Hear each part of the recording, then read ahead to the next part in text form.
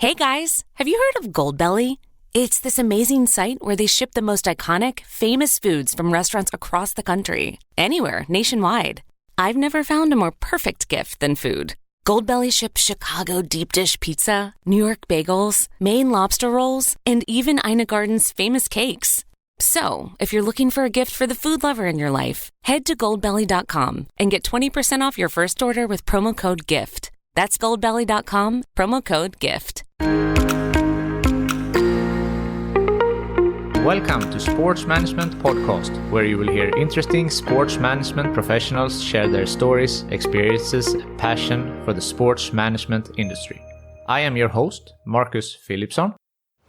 Welcome to episode 100 of Sports Management Podcast. Yes, you heard that right. Episode 100, triple digits. Thank you so much to all of you who has followed me on this journey so far, and don't worry, this is just the beginning. If some of you have been listening since episode 1, please send me a DM on Instagram or Twitter at SportsM Podcast, and I will send you some gratitude merch. Today's guest is Fredrik Sjöström. He is the general manager for Frölunda Hockey Club, one of the most successful European hockey clubs in the last decade. He is also a former NHL player and was drafted by Phoenix Coyotes as 11th overall. I took my microphone and met Fredrik at Frölunda's training facility to ask him, how is he building the team for the next season? What other GM is he looking up to? Why didn't he offer Loui Eriksson an extension? What was it like to have Wayne Gretzky, the best of all time, as a coach in NHL? What actually happened with Ryan Lasch's contract? What does he admire most with the Lundqvist brothers? And much, much more. This episode will have no sponsor, no interruptions, so if I can just ask you for one thing, please subscribe to the podcast and share it with a friend. The bigger the podcast gets, the better the guests get. Thank you. So now, here is my conversation with Fredrik Sjöström for episode 100. Fredrik Sjöström, welcome to Sports Management Podcast. Thank you very much. How are you doing? Doing pretty well. Weather outside is getting better, so enjoying the off season. You recently turned 40 years old? I did. Thanks for reminding me. How does it feel? Different? No, it feels just the same. I think it's just a number. Yeah, nothing in particular for me. It's, I feel good. Sounds good. So for those who might not know who you are the general manager of Frölunda Hockey Club and a former player yourself, played in Sweden and in NHL, among other things. So I was thinking that we can start talking about what you do now with your back office career. Yes. So if you can tell us a little bit about what it means to be the general manager for Frölunda. Well, I think, first of all, it's a huge honor to represent this club. It's obviously my hometown and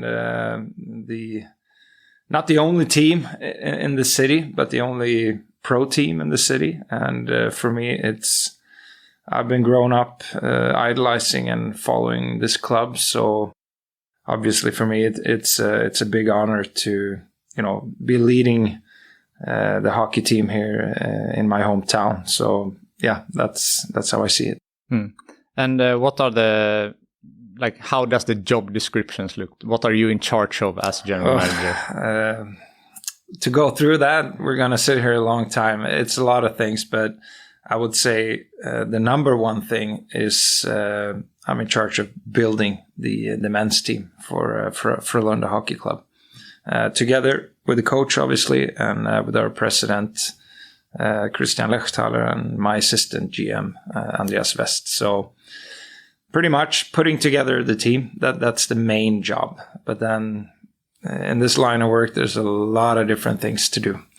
But that's the main thing. And it's an interesting year for the next season. There are some key players that Joel, for example, the captain, has retired his skates, and we will go into more, but Ryan Lasch was recently announced that he will not play next season for Frölunda. The same with Loui Eriksson. So A lot of players with a lot of experience that will not play next year. So how are you filling these roles for next year?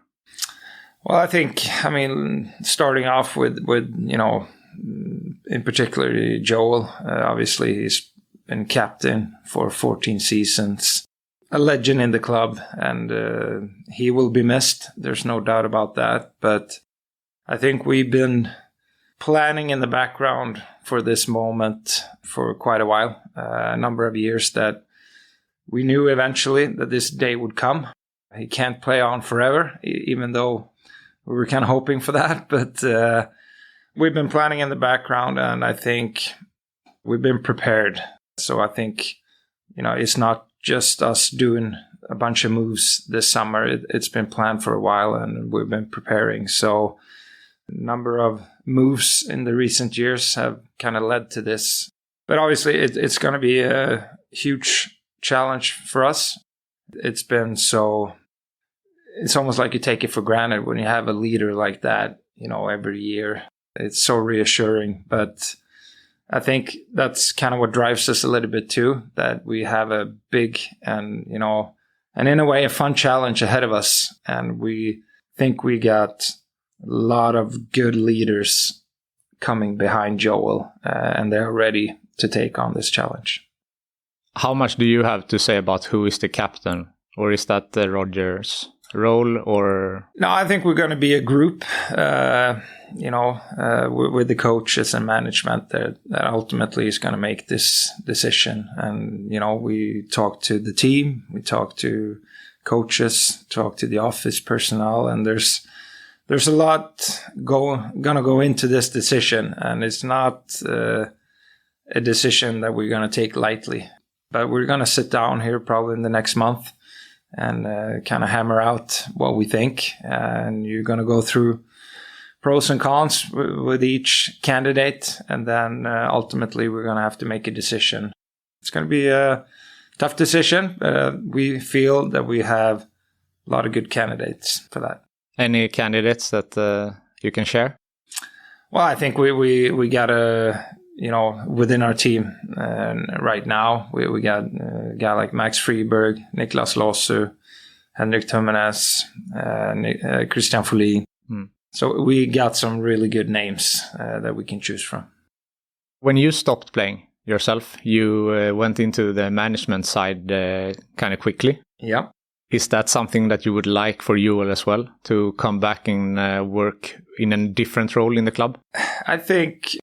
When I quit and started working for the team, I didn't really have this in mind, to be honest. It was I started sort of an apprenticeship here with the club.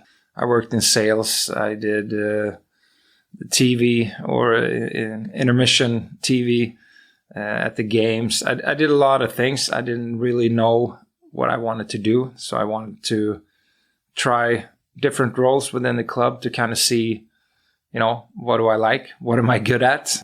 And eventually it kind of led down this path, but it wasn't something I planned. I don't think it was something that the club planned. It just happened.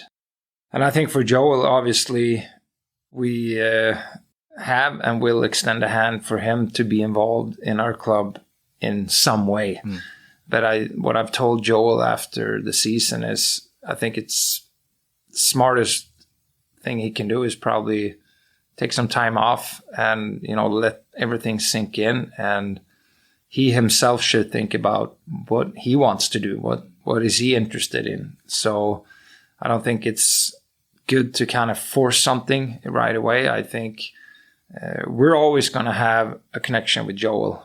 But I think what he wants to do, it's got to come more from himself. But, we're definitely open to working with Joel, and I think we will in some capacity. So you have extended the invitation, and it's up to him what he wants to do. Yeah, exactly that. If you can visualize his role, do you see him more closer with the team as like a coach, or do you see him more in the office doing some type of, let's say, an assistant GM or a scout or something along those lines? He's such a smart guy and a driven guy that he could probably do any role very good. I think it's ultimately what he wants to do. He's smart enough. It's no issue there. But I think it's just so fresh. It's just retired. And I struggle with that myself after I was done playing. What do I want to do? Because you have such a strong identity being a hockey player. And it's not so easy to know what you want to do. And Joel, he's played longer than most people. I think Joel sees himself as a player still. And that's probably going to take a few more months, maybe even a year, until he gets a feel for what he wants to do.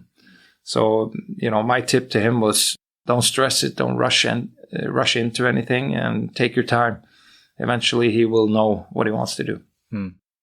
I mentioned before, so except for you, also Loui Eriksson came in this season, late in the season. He was doing well, I would say. Yeah. And also in the playoffs, you had exit talks with all the players, so also with him. So how was the talk with Loui?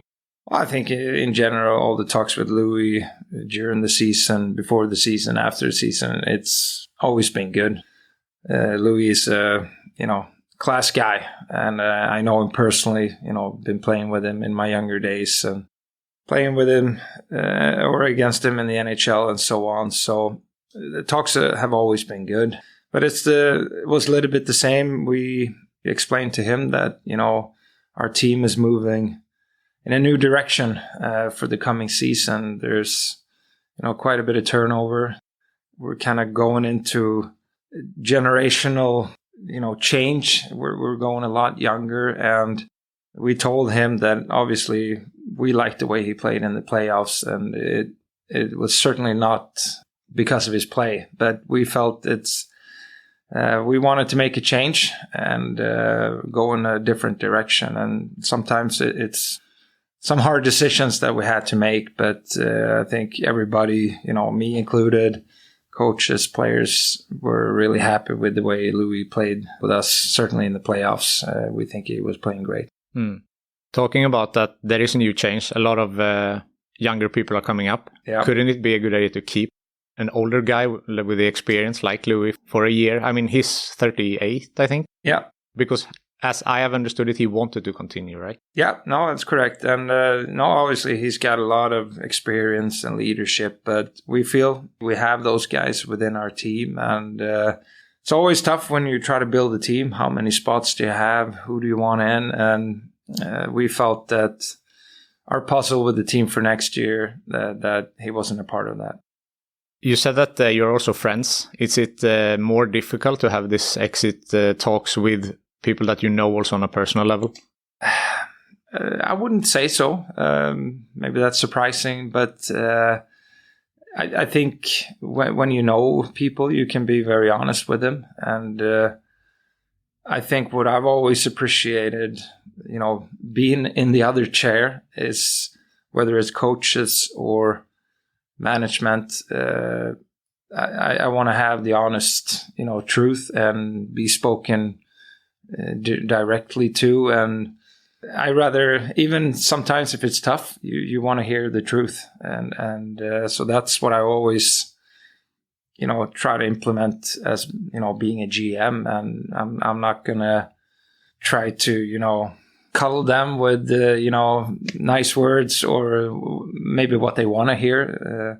I'm going to say what we feel and what our honest opinion is. And I think when you do that, you get the respect from the players, even though at first it might not be something that they want to hear or like to hear, but they're going to get the truth. As we talked about with Joel, could there be a potential other role for Loui in the club, or have you spoken about that? We haven't spoken about it, but again, I think we try to keep a good relationship with all former players, and we've had former players, coming in working either as salespeople, or they're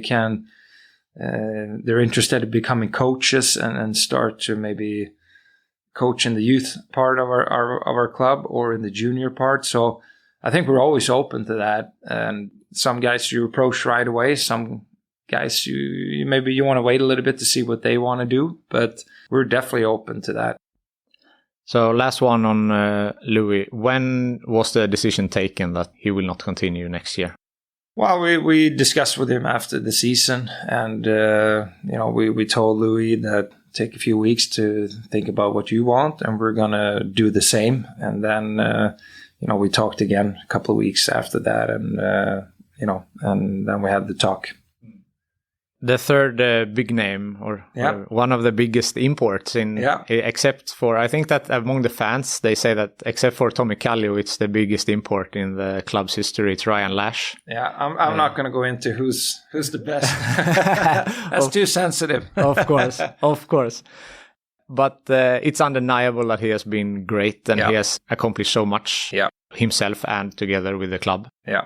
Didn't have his best season this season. He has some injuries and, some difficulties during the season. And now it recently came out that you have come to an agreement that he will not continue. So first of all, how was that discussion? Well, I mean, I think it was, definitely for me, it was a little bit emotional because, me and Ryan, we have a great history together.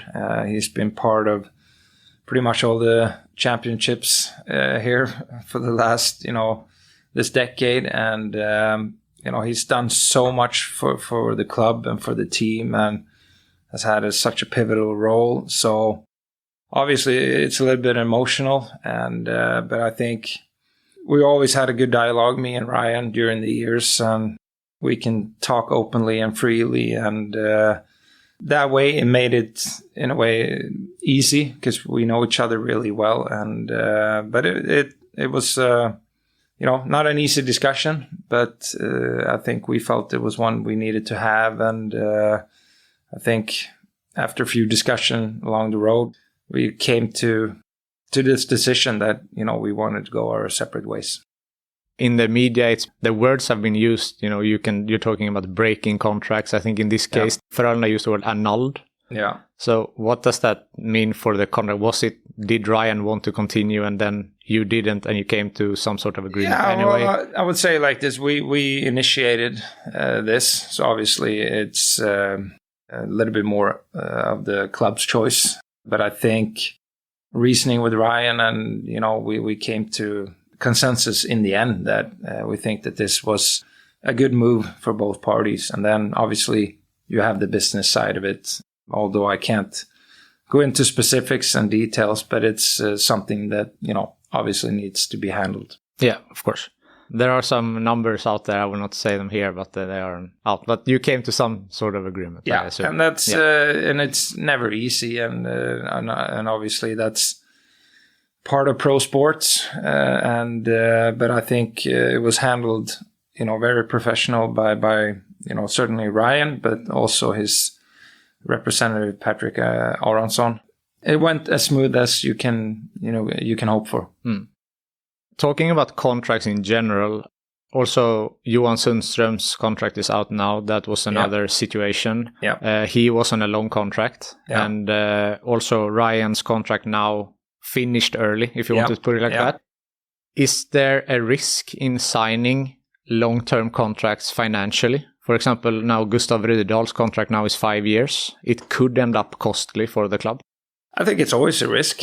And I think in general, I think certain types of players, when you get up to a certain age, you like the security.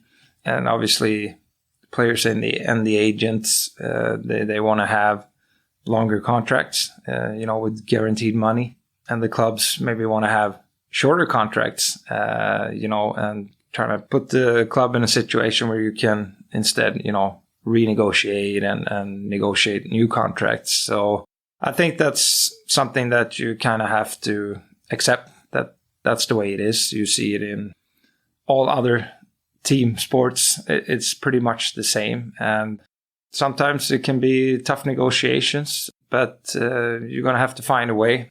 Sometimes the club has the leverage. Sometimes the player has the leverage, and sometimes you have to compromise. But if you, in general, want some good players, then you might have to maybe give one extra year that you probably weren't willing to do. But in order to get the player, maybe that's what you have to do. But I think what the general public or sponsors or fans doesn't know is how the contracts are structured.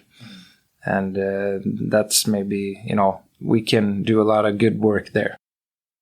In my mind, then you're having I'm direct translating here, but a front-heavy contract that you put more of the money in the beginning and then it gets a little bit less in the last years. Yeah, I mean, that's one method you can use, definitely. And obviously, really good players in our league, obviously, they have out options to go to different leagues, whether it's probably more in the past, it was to the KHL.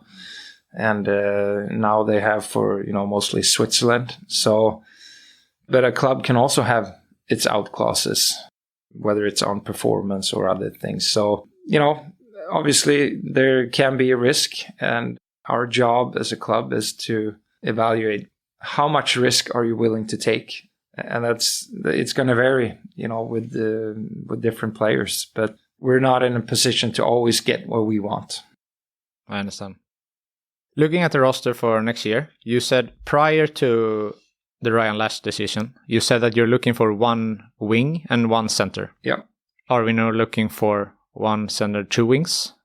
I would say it depends a little bit on what we can get and what our budget will allow. But potentially we could bring in a center and two wingers. But it all depends on what types of players we're going to sign here and what they will cost in the end.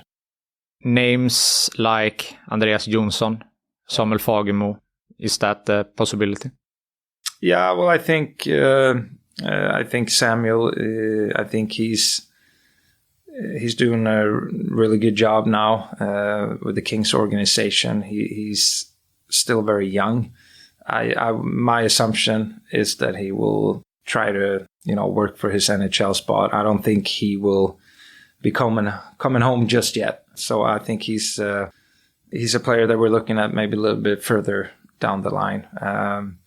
Andreas Jonsson is obviously a player of interest. There's no denying that. But it all depends on what he wants to do. If he wants to keep on playing in the NHL or if he wants to come back home. But yeah, definitely a player of interest. Have you spoken to him? Yes. Recently? We'll see. Okay. Looking at the roster as it is right now, there is almost exclusively Swedish players. Yep. Rossele Olsen could be considered. He has been here for so many years that he could be considered a Swede, although he's Norwegian. Is that by design, or is that just how it's been?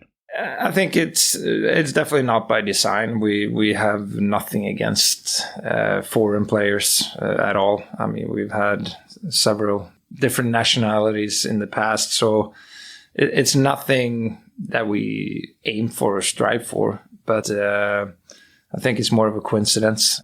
Yeah, as you mentioned, we have Mats Rossele Olsen, we have Fredrik Dickov from Denmark, and we have Jere Inala from Finland. So we have some foreign players, and there's still room to possibly be more. I think one of the rules, maybe I should call it, that we have is we're always striving to having 50% of the men's team to be from our academy, whether it's young players coming up in the system or it's players that have been in the academy before and then coming back from either European leagues or North America. So I think that's maybe one rule we have, and that might generate that we have Swedish players more than foreign players. Your under-20 team is really strong. Yep. And this year, the A team had several injuries, which gave these players a chance to play. Did it really well. Which of these players will have a spot on the A team for next year? And what of the other players do you see as a potential for bringing up soon? Yeah, well, we have today, we have Otto Stenberg and Isak Born that have men's team contracts. And Noah Hossa that was loaned out last season. So we have 3 players that have contracts, with the men's team. But then we also have David Edström, a very good centerman with the 20 team that he's going to challenge for a spot. We have Noah Dover Nilsson another young kid that's going to challenge for a spot, and Albin Sundin, defenseman, that's going to challenge for a spot. And most seasons, we always have 2 to 3 players that make the jump from the academy up to the men's team. So, that's what we're looking for. We don't want to, kind of force it. We want it to be the right timing and when the players are ready. But as you mentioned, we have excellent junior players that, is coming up through the system.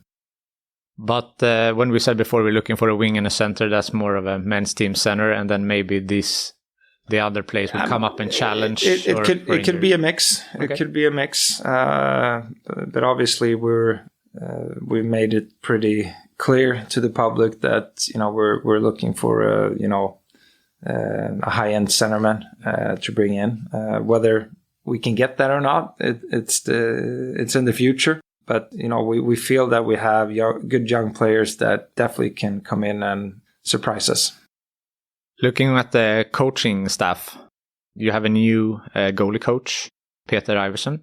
Otherwise, it's pretty much similar, I think, from previous year. Feel good there. Roger has 2 more years, I think. Yeah, that's correct. No, and I think we've been. I think we're a club and a team that's want to work with continuity. We don't make a lot of changes, and I think that's been one of the recipes for our success. We're a tight-knit group. We know each other well, and that's the way, our philosophy. We want to work that way. So, and sometimes change can be good. We've added some assistant coaches during the years, but we believe in continuity. That's going to help the club more than the other way. Have you talked to Roger about the future in 2 more years? How he sees some things? Well, I'm sure we will. Yeah, of course. Still has 2 years left, so it's no rush. But obviously, that's something that eventually will come up. Talking about the GM role, we touched upon it before with the responsibilities, and you said that we can be here all night if we go through everything that you do. But one question I have is, how is your cooperation with the assistant GM, Andreas West? I would say very good. We do everything together, and it's he's almost like a GM himself in a way too. We have a very how should I call it, flat hierarchy. We do everything together. We make decisions together, and we're a team, and that's together with the coaching staff. That's the way we work, and obviously a decision has to be made, and whether we bring in a player, the last decision is obviously mine, but I think how we work towards that decision, it's a lot of open dialogue and discussions, and in the end we come to an agreement on which players we should sign and or in some cases let go. So, but obviously in the end, maybe one person have to make the final decision, and with the players, it's me. But leading up to that, it's a decision we do together. Like on the coaching side, you usually have one coach that focuses more on the defensemen and one on the forwards. Do you split the responsibility, although you discuss everything? Do you split the responsibilities that Andreas focuses more on something and you on something else? No, I think we work hand in hand, and obviously sometimes when you do scouting during the season, maybe we split up. He goes to see some games and I go see some other games, but we do a lot of trips together where we scout together as well. So, but we work really well together, and Andreas is very smart hockey person, young, driven, and he has a really bright future. A previous guest on this podcast is Kim Martin Hasson from the women's team, the GM. Do you have any cooperation or, sharing ideas, exchanging ideas between the men's and the women's team from the GM level? Yeah, definitely. I mean, we have regular meetings with the academy, with the women's side. So I think we work a lot together. Obviously, she's in charge of the women's team, so she makes the decisions there. But I think we want to try to use our the smarts that we have in the house, and we have competent people, and there's things I can learn from her, and, hopefully there's things she can learn from me as well. But, we're trying to use all the resources that we have in this building and work together. And a lot of things that we strive for and work together for, a lot of things are the same, whether it's a women's team or a men's team. A lot of things are the same. So absolutely, we work together a lot. Both you and Kim have played on the highest level. So let's jump into your playing career for a little bit. So you started playing in Kungälv, which is a little bit north of Gothenburg. Yeah. How has your journey been from as a kid playing in Kungälv up until playing on the highest level in NHL? Yeah, I have only fond memories of my days and years in Kungälv. That's where it all started. And again, that was a great time. And I think it's a club that still does, great work with young players and, giving us prospects that can play for Frölunda one day. And again, it's when I reminisce about that time, it's only positives. And, I wish every hockey player can, have the journey I have. And it was a lot of fun, a lot of good coaches that, helped me during the years and kind of shaped and formed me to the player, that I became. Yeah, because you have 3 seasons in the Swedish Hockey League, 7 in the NHL. You played World Cup, you have a silver. Yeah. Also drafted 11th overall, 2001, which is really high. And I picked some names on the top 10 there. It's Ilya Kovalchuk, Jason Spezza, Mikko Koivu. I mean, that's world-class players. Yeah. So how was the draft year? How was that period? It was exciting. And obviously we didn't have quite the the media as it is today and the hype, but it was still, something that it was big, obviously.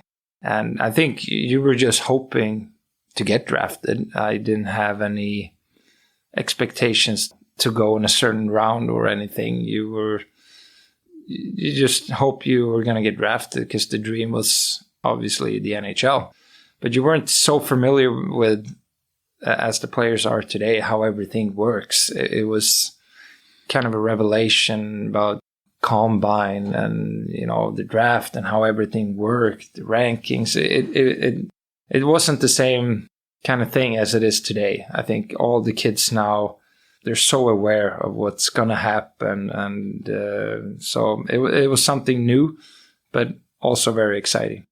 You were drafted by Phoenix. Yep. You played also with Henrik Lundqvist in New York Rangers. And I've heard in another interview that was the highlight, you would say, in the NHL career. Is that so? Yeah, I mean, it certainly was, I think. I mean, I had, great years in Phoenix. And that's obviously the team that drafted me. So, and the team that gave me the chance to play in the NHL. So that was special. But I think... getting traded to the Rangers and, getting reunited with Henrik, we played together in the academy here. That was, obviously a cool feeling. But then just playing on that stage in New York and in Madison Square Garden, with all that comes with, playing in New York, obviously that was something quite special. And I think... the difference between Phoenix was we were never a playoff team. And then all of a sudden you change into, a really good team and a team that's in the Stanley Cup playoffs. I think that was something that I, was, really ecstatic about. And just getting that opportunity was, it was special. I talked to Kevin Weeks also previous on your podcast. Yeah. And did you play with him? I did not.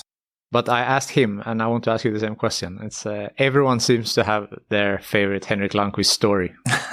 So what would you say is yours? Oh, I mean, I probably have a lot of stories, but I think maybe not a story like that, but my experience with Henrik is that, everybody knows how good he is, and seen him in the big games, and he's won a lot of things, world championships, Olympics, and Swedish titles and so on. But I think what I take with me is the competitor in Henrik, and it's very similar to his brother Joel. And what I take with me is the days that the cameras are not there, and when the spotlight is not on. I think how Henrik, how professional he was every day, how meticulously he was with, his preparations,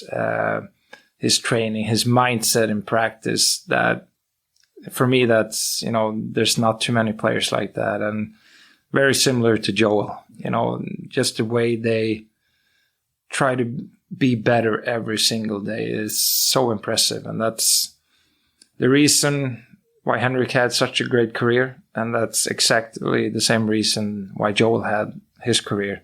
Because they're super professionals, and their drive and competitiveness is what sticks out to me. So for me, that's the story for me with Henrik.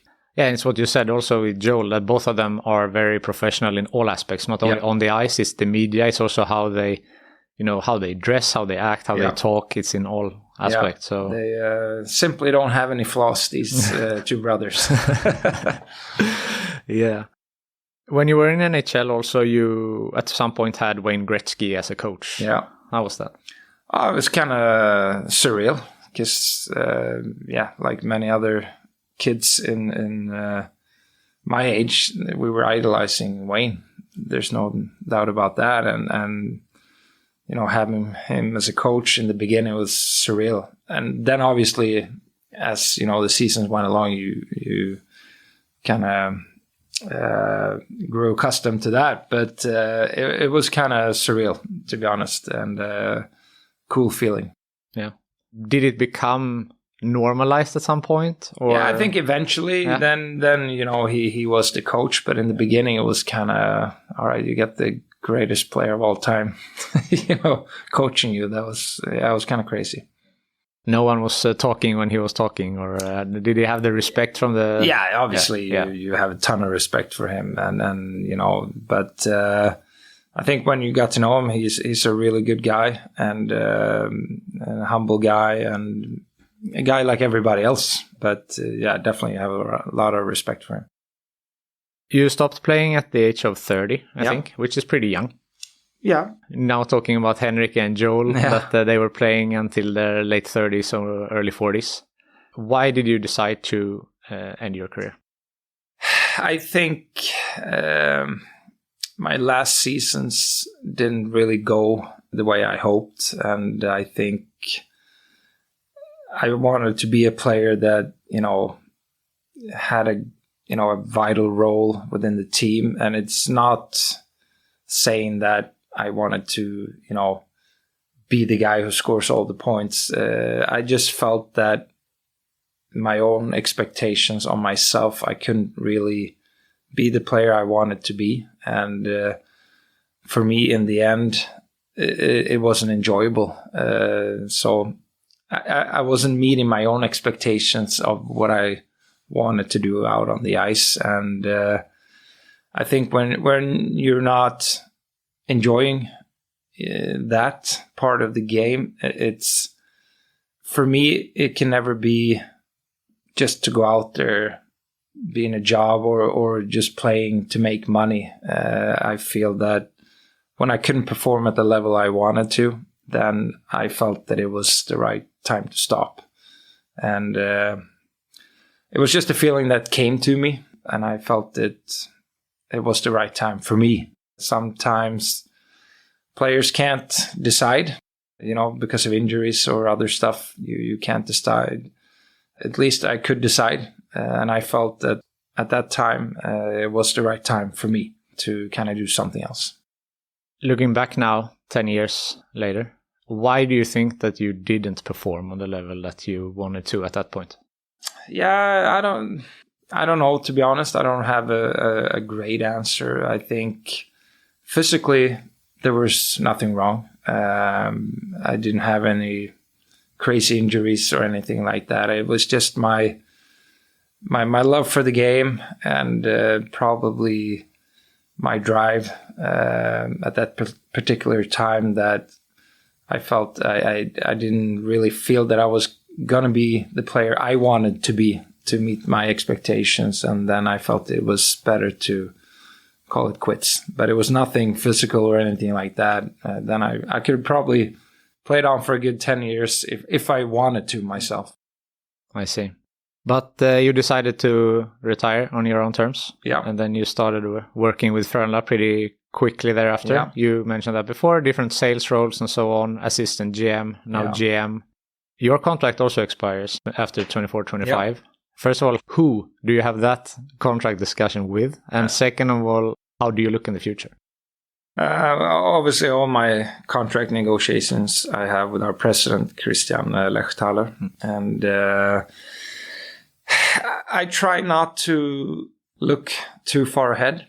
I've had a plan here that I signed 3-year contracts. And for me, it's important that I have the drive and I have the will to do the best job here as I possibly can. And that's important for me. I just don't want to be here because I can. I want to be here for the right reasons. And that I have the drive, the passion to help this club move in the right direction. And obviously then it's also a decision for the club if they feel the same way. And so it's been easy discussions, with Christian that we've always come to agreement fairly quickly. But I think it's my responsibility to hold myself accountable that if I don't have the drive or the hunger and what it takes, then I don't think I should be here. And I think the club and Christian needs to ask me that every time. So for me, it's not a given that I should be here or an automatic decision. I think that should be scrutinized every single time the contract expires. But by saying that, I love to be here. I think it's a great organization. And in 2 years' time, we will see, what's my decision, what's the club's decision. And I think it's both parties' responsibilities to make the right call at that time. And if the club, for some reason, doesn't feel that I should be here, then that's going to be okay for me.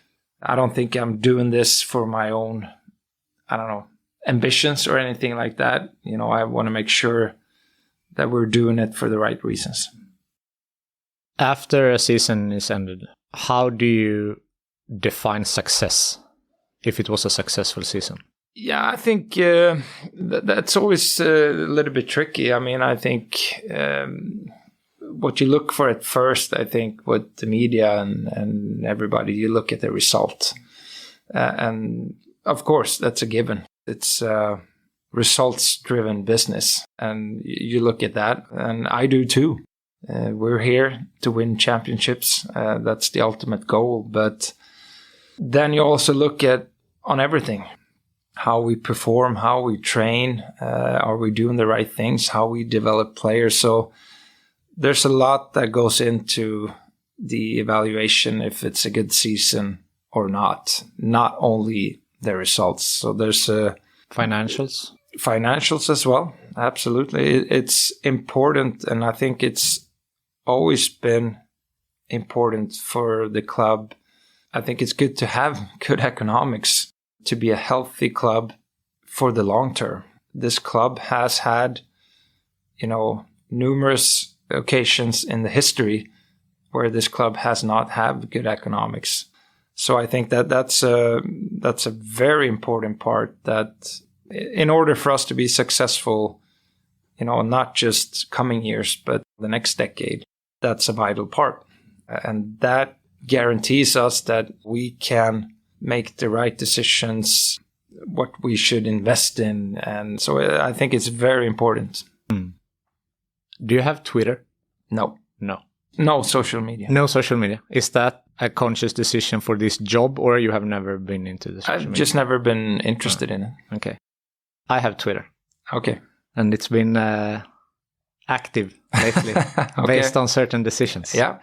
And I asked if someone has some questions for you. Sure. And some of them we have already talked about. Obviously, I posted a question and then 95% was asked about the Loui Eriksson situation. Yeah. 1 hour later, Frölunda gives the information about Ryan Lasch, and then it turned, and then the question came on Ryan Lasch, which we have already discussed. But some other question was that one person said that he feels that some of the players that was recruited for scoring and making a lot of points haven't succeeded in doing so. And if you see a problem with that one, and then could that be because it was a wrong scouting, or is that player doesn't fit into the Frölunda game system, for example? I think it's a really good question. Obviously, we do a lot of scouting every season. We travel a lot and we see a lot of games, and scouting is not easy, and it's never 100% guarantee whether you have seen a player 10 times or 15 times. It could be the right player, but it doesn't fit with our team and our culture. There's no given success. And I'm the first one to say that we don't always get things right. We make mistakes. We're trying to make the right call as much as we possibly can, because mistakes, obviously, that's what it's going to cost you. It could be financially, it's going to cost you, or it could be that you don't have the success on the ice that you want. So, we try to be as thorough and as on the details as we possibly can, but it doesn't always guarantee the right decision or success on the ice. But obviously, we bring in players that we think is going to produce, and sometimes it's can be faulty recruitment, or it could be that it just doesn't quite work with our team, or there's obviously going to be different reasons if you're going to have success or not. But then we have our style of play. I think we're a 4-line team, and historically we have built our team maybe a little bit different compared to other teams, where other teams have maybe loaded up on maybe one line, but we have, how can I say it, spread out the goal scoring a little bit more than other teams. But I feel historically we have had very good offensive players. But again, it's in the eye of the beholder of what's a successful recruitment or not. So, but I think historically we have done well, and we have developed offensive players very good as well. Is there another GM in another club that you look up to? Well, I think, Henrik Evertsson in Växjö has done phenomenal job, for a long while now. We have probably a very different philosophy, but I think that's okay.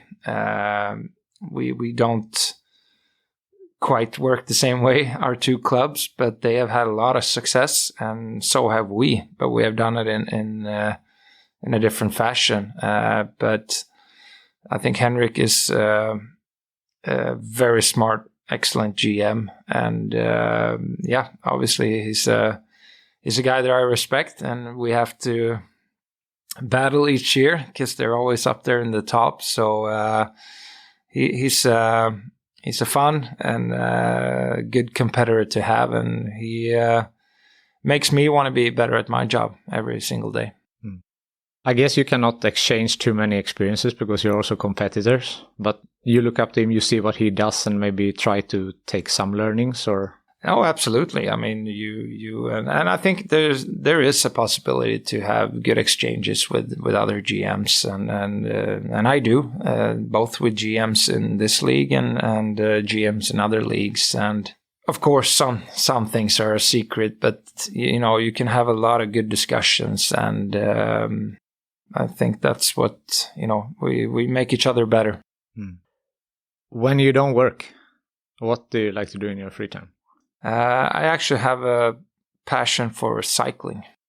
When I have free time, I try to get out on my road bike as much as possible. Follow cycling a lot too on television, of course. So that's a big hobby of mine that I have. And I guess one benefit too is that it keeps me in a relatively good shape as well. Good exercise. Yeah. What would be your best advice for young people who wants to pursue a career in sports? I would say to be curious, have a drive, and be willing to work very hard. I think for me, when I recruit people, I think working hard is something that's very high up on my list. If I'm going to work with people that you constantly have to, push and try to force people, can you do this? Can you do that? Then it won't go very far. So I think if you have a willingness to put in the work, then you can learn and be great every day if you want to. But if you have people that are lazy and trying to find the shortcuts, then that's not going to fly with me. So I think it's important to have a drive.